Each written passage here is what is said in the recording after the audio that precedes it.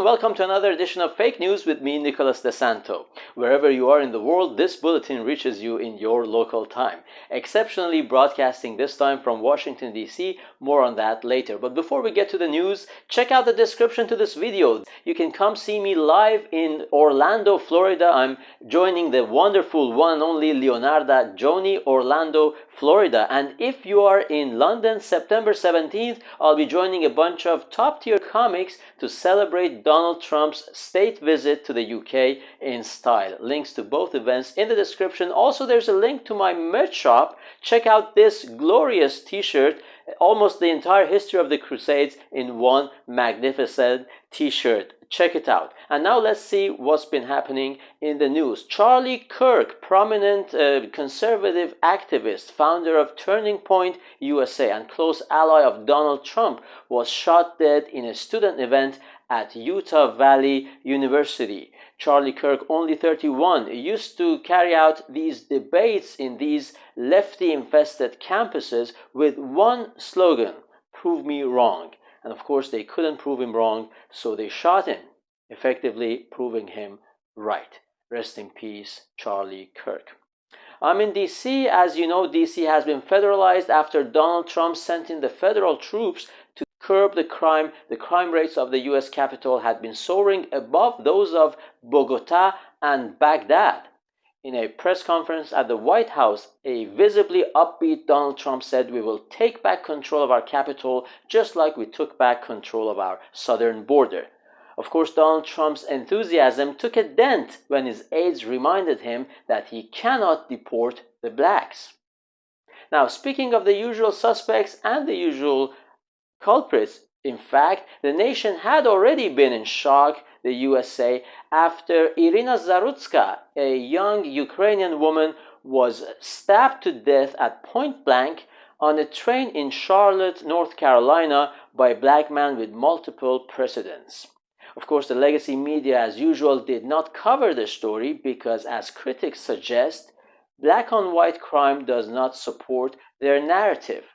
Reacting to the outrage, Professor Karen Wokenstein, professor of decolonized intersectional scissoring from Portland University, said, Easy. This is not about the race of the perpetrator. This is about socioeconomic factors." Then when asked what kind of coffee she would like, she said, "Socioeconomic factors, please. No milk." In Nepal, after the communist government banned social media to combat disinformation, angry protesters stormed into the government headquarters, set the building on fire, and dragged ministers in their underwear into the street for a public beating. Following the development, the British government has tripled its import of soy milk. People on soy milk do not do revolution. The government of Qatar was enraged after, in an unprecedented operation, Israeli Air Force targeted Hamas leaders in their headquarters inside Qatar. The Qatari official said, "This is a violation of our sovereignty, targeting our dear guests who had done nothing but violating your sovereignty." I guess in Arabic it makes more sense. In Broken Britain, prominent comedy writer Graham Linehan was arrested by 5 armed policemen upon his re-entry at London Heathrow Airport. 5 policemen to arrest the comic.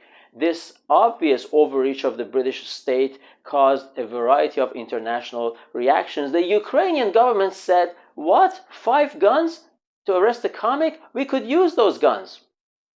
Mr. Graham was later released on bail. His bail condition: he must go to a speed dating event in London and tick all those girls with penises as a match. If he doesn't match himself with those girls with penises, the British government will be on his case, convicting him of non-crime hate incident. Yes, that's British English. And of course, the government will also call him gay. Because, you know, trans women are women. She might have a penis, but she's still a woman. Trans women are women. So if you say no to the woman, you are gay. It's so easy nowadays in England to become gay.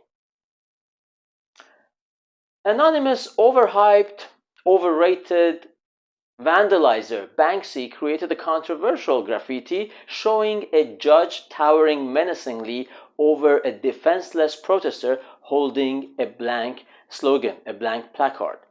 Of course, the British public promptly jumped at the opportunity, put an English flag, a controversial St. George's flag, on that blank placard, which prompted the British government to destroy the graffiti. Now, Banksy, a notoriously raging lefty, must be kicking himself for having provided the British public with a blank canvas. This was the biggest case of trusting the British public getting out of hand since Brexit and the Boaty McBoatface affair. That's a British story. Check it out if you're American.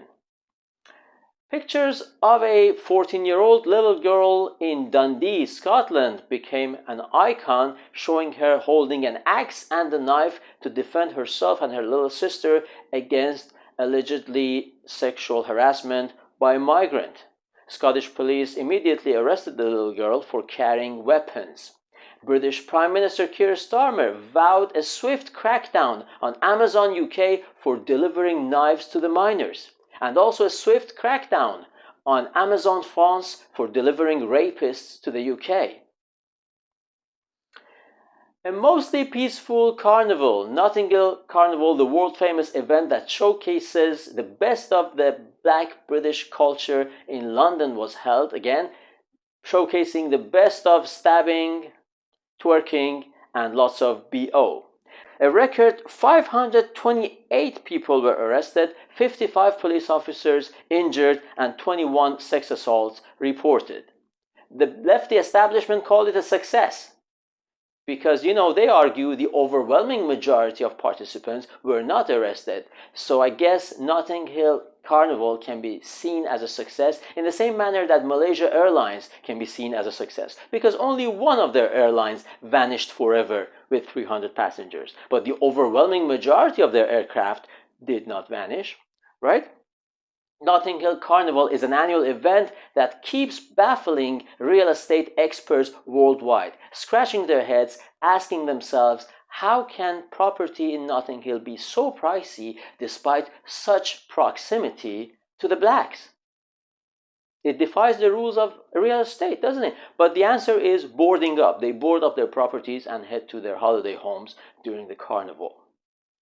And finally, as the Americans celebrated their Labor Day long weekend, they also celebrated the nation's most hardworking citizen, Marco Rubio, the Secretary of State, but also simultaneously the acting National Security Advisor, also simultaneously the Administrator of USAID, and also simultaneously the acting Archivist of the United States. I mean, couldn't they find someone else to work at the archives at least? I guess he's working at the archives, Mr. Rubio, to dig up some dirt on Ron DeSantis for the next primary. But there you have it.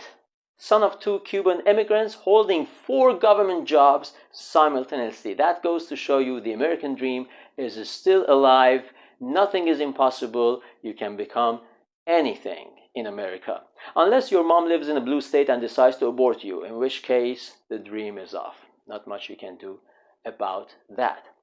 And that's it. This brings us to the end of this edition of Fake News with me, Nicholas DeSanto, and I did the whole thing without a teleprompt. Am I better than Kamala Harris or not? Please subscribe to my channel, like the video. I really appreciate your support, and tell me in the comments if you want me to do more of these and if you want me to come to where you live and do some stand-up. But most importantly, stay safe, especially if you travel by public transport and socioeconomic factors are sitting behind you. Until next time, take care.